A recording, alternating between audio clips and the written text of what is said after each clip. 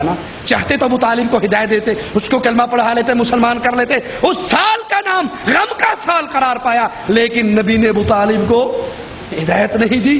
اور قرآن نے کہا انک لا تہدی من احببت ولکن اللہ یہدی من یشاء. ہدایت تیرے اختیار میں رہی، ہدایت اللہ کے اختیار میں ہے. اور پھر اس حدیث کے آخری حصے پہ غور کیجئے، فاعنی علی نفسک بکثرت السجود. اے مجھ سے یہ سوال کرنے والے، جنت میں آپ کا ساتھ چاہیے، پھر میں بھی تجھے کہتا ہوں کثرت سے نفل پڑھا کر، کثرت سے نوافل پڑھا کر، نوافل پڑھ پڑھ کے اس اپنے مقصد کے حصول میں میری مدد کر. سوچیے اگر جنت ربیہ کے، جنت اللہ کے نبی کے ہاتھ میں ہوتی تو سیدنا ربیہ سے یہ کیوں کہتے کہ نفل پڑھا کر، کہا اگر تو نے مانگا اور میں نے دے دیا.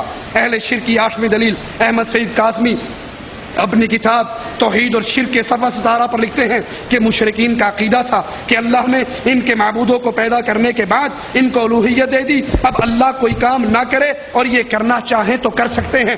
اس عقیدے کی وجہ سے مشرکین کافر قرار پائے، مشرکین مکہ مشرک قرار پائے. آئیے اس کا جواب سنیے. مشرکین مکہ اللہ کو الہ حقیقی مانتے تھے، سمجھتے تھے، اور اصل اختیارات اللہ ہی کے پاس جانتے تھے. قرآن ہمیں بتاتا ہے قل من بيده ملكوت كل شيء وهو يجير ولا يجار عليه ان كنتم تعلمون سيقولون لله. کہہ دیجئے کس کے ہاتھ میں ہر چیز کی بادشاہت کس کے ہاتھ میں ہے، وہ پناہ دیتا ہے، اس کے خلاف کوئی پناہ نہیں دے سکتا. بتاؤ اگر تم جانتے ہو، اگر تم جانتے ہو. وہ ضرور کہیں گے مختار کل، ساری کائنات کی بادشاہت جس کے ہاتھ میں ہے، وہ کہیں گے یہ اللہ عز و جل ہے. معلوم ہوا مشرکین مکہ اپنے معبودوں کی طاقت کو عطائی سمجھتے تھے.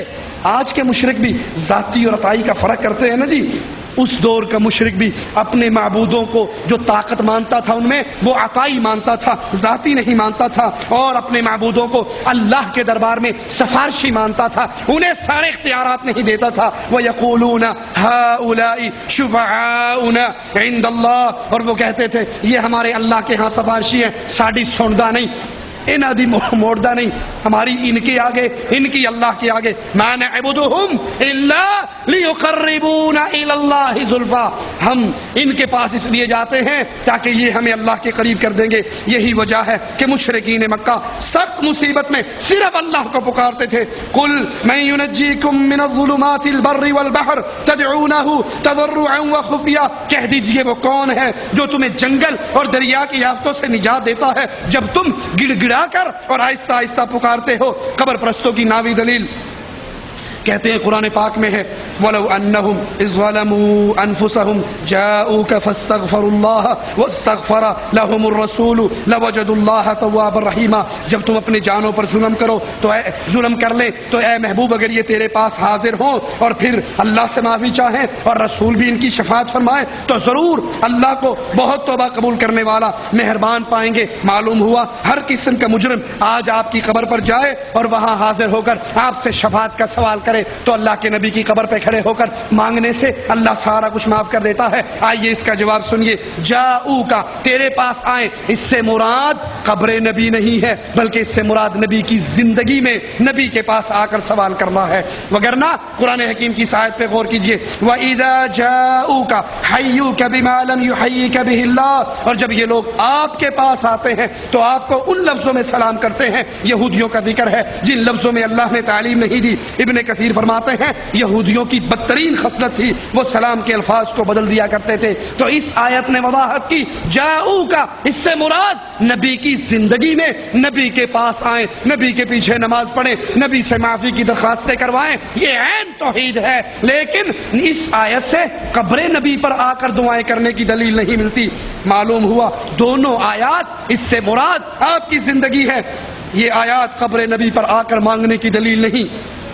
وَإِذَا قِيلَ لَهُمْ تَعَالَوْا يَسْتَغْفِرْ لَكُمْ رَسُولُ اللَّهِ لَوَّوْا رُءُوسَهُمْ وَرَأَيْتَهُمْ يَصُدُّونَ وَهُمْ مُسْتَكْبِرُونَ. جب ان منافقین سے کہا جائے کہ آؤ رسول اللہ تمہارے لیے مغفرت مانگے تو یہ نفی میں سر ہلا دیتے ہیں اور تم ان کو دیکھو کہ تکبر کرتے ہوئے منہ پھیر لیتے ہیں. یہ سارے واقعات نبی کی زندگی کے ہیں، نبی کی زندگی میں نبی کے پاس آ کر نبی سے دعا کروانے کے ہیں.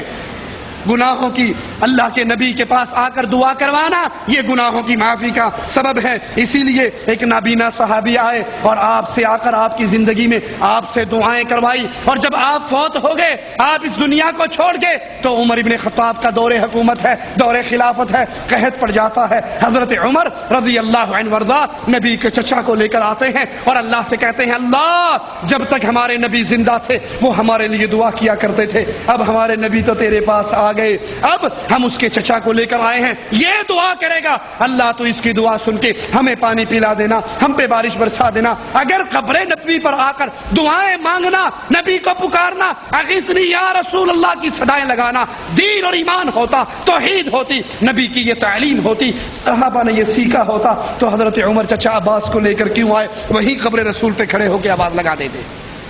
ایک اور دلیل سنیے, 10ویں دلیل, کہتے نہیں تسی مننا تے کوئی نہیں, دیکھو وَاسْتَعِينُوا بِالصَّبْرِ وَالصَّلَاةِ, مدد مانگو, اللہ خود کہہ رہا ہے, صبر سے اور نماز سے.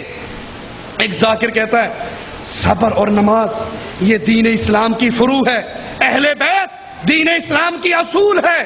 جب فروع سے مانگنا جائز ہے تو اصول سے مانگنا تو بالاولیٰ جائز ہے. نعرہ حیدری کی چھال آئے نیچے سارے نعرہ حیدری یا علی.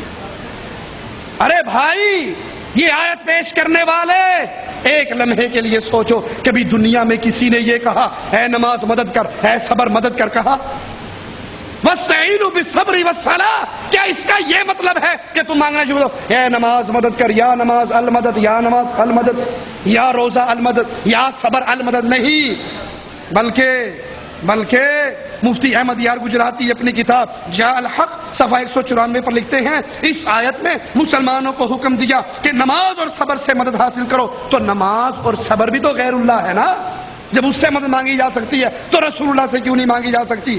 اس کا جواب سنیے کہ ایسی بات کہنے والا اس کی کھوپڑی ذرا الٹی ہے, احمق ہے, وگرنہ آیت صاف بتا رہی ہے آپ کو تکلیف آئے نماز پڑھ کے اللہ سے دعا کرو, آپ پر مصیبت آئے صبر کر کے اللہ سے دعا کرو, تو اللہ عز و جل اس نماز اور صبر کے بدلے میں تمہارے اوپر سے مصیبتوں کو اتار دے گا. قبر پرستوں کی 11ویں دلیل خطبات کاظمی پر صفحہ 92 پر لکھتے ہیں, میرے آقا نے فرمایا واللہ معطی وانا قاسم, اللہ دینے والا ہے اور میں تقسیم کرنے والا ہوں. اس اللہ کی عطا بھی عام ہے اور رسول کی تقسیم بھی عام ہے. وہ دنیا بھی دیتا ہے, نبی دنیا بانٹتے ہیں, وہ دین دیتا ہے, میں دین بانٹتا ہوں. علم, اولاد, ایمان, غرض, دین اور دنیا کی ہر نعمت اللہ دیتا ہے اور رسول اللہ بانٹتے ہیں. جب رسول ہر چیز بانٹتے ہیں تو نبی سے کیوں نہ مانگا جائے؟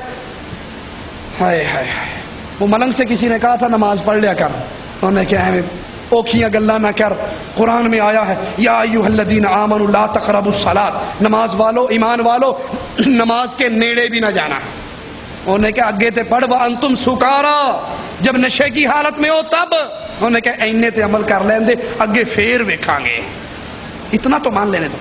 ارے بھائی یہ حدیث سنانے والے, کاش انہیں حدیث پوری پڑھ دی ہوتی, میٹھا میٹھا ہپ ہپ, کوڑا کوڑا تھو تھو. اگر یہ حدیث پوری پڑھ دے معاملہ ختم ہو جائے. پوری حدیث یوں ہے, من یرید اللہ بہ خیرا یفقہہ فی الدین وانما انا قاسم واللہ معطی, اللہ جس کے ساتھ بھلائی کرنا چاہتا ہے اس کو دین کی سمجھ عطا کرتا ہے اور میں تو بانٹنے والا ہوں, اللہ دینے والا ہے. حدیث میں ذکر کس کا ہے؟ تفقہ فی الدین کا, دین کے فہم کا, دین کو سمجھنے اور سمجھانے کا. حدیث کے الفاظ اور عبارت کا سیاق و سباق بتا رہا ہے. یہاں عطا سے مال و دولت, اولاد مراد نہیں, بلکہ تفقہ فی الدین مراد ہے. وہ فہم مراد ہے جو کتاب و سنت کے معانی اور مفہوم کی طرف رہنمائی کرتا ہے, اور وہ آج تک حدیثوں کی کتابوں میں محفوظ ہے. کوئی شخص بھی نبی کریم کی تعلیمات سے بے نیاز ہو کر, آپ کے اس پہنچائے ہوئے دین سے آزاد ہو کر کوئی شخص دین کا تصور حاصل نہیں کر سکتا.